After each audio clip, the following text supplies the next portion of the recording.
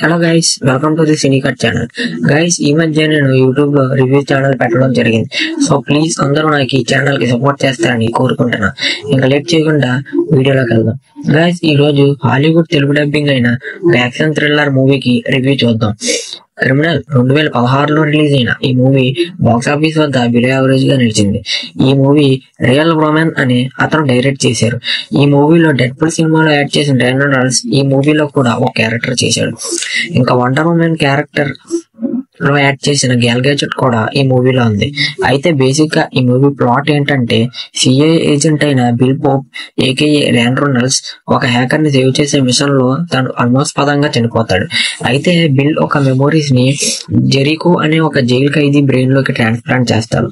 అయితే ఆ ట్రాన్స్ప్లాంట్ చేసిన మెమోరీస్ తో ఆ క్రిమినల్ ని పట్టుకున్నారా లేదా, అండ్ వేరే ఒక బ్రెయిన్ లోకి బిల్ ఒక మెమోరీస్ ని ట్రాన్స్ఫర్ చేయడానికి రీజన్ ఏంటి అనేది మీరు మూవీ చూసి తెలుసుకోండి. మరి నాకైతే ఈ మూవీ ఎలాగనిపించిందంటే ఒక యావరేజ్ మూవీగా ఉంది ఫ్రెండ్స్. ఎందుకంటే మూవీ స్టార్ట్ అవడం చాలా ఇంట్రెస్టింగ్ గా ఎంగేజింగ్ గా స్టార్ట్ అయింది. కానీ మెల్లమెల్లగా మూవీ వెళ్లే కొద్దీ ఇంకా మంచిగా ఉంటది అనుకున్నా కానీ ముంచేటట్టుగా ఉంది. సెకండ్ హాఫ్ అయితే చూసినట్టే లేదు. దీనికంటే మన తెలుగులో వచ్చిన ఇస్మార్ట్ శంకర్ మూవీ ఉంది కదా గైస్, అది చూడటం 100% బెటర్ అనుకున్నా. ఎందుకంటే రెండు ప్లాట్ ఒకేలాగా సిమిలర్ గా ఉంటాయి దగ్గర. ఇంకో విషయం ఏంటంటే, రైన్ రెనాల్డ్స్ ఈ సినిమా మొత్తంలో 15 నిమిషాలు మాత్రమే ఉంటాడు.